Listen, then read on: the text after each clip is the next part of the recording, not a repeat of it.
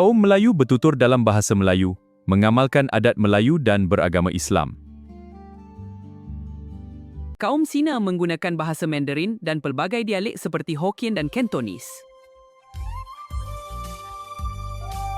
Kaum India bertutur dalam bahasa Tamil serta Telugu dan Malayalam.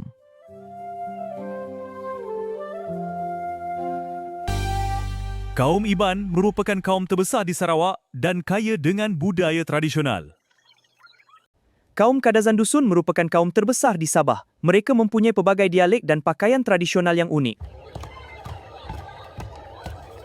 Orang asli di Semenanjung Malaysia terbahagi kepada 3 kumpulan utama iaitu Negrito, Senoi dan Melayu Proto. Baba dan Nyonya berasal daripada perkahwinan pedagang China dengan penduduk tempatan di Melaka.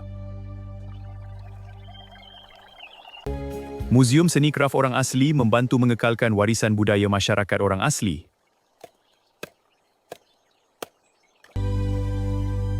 Hargai perbezaan, satukan kita makmurkan Malaysia.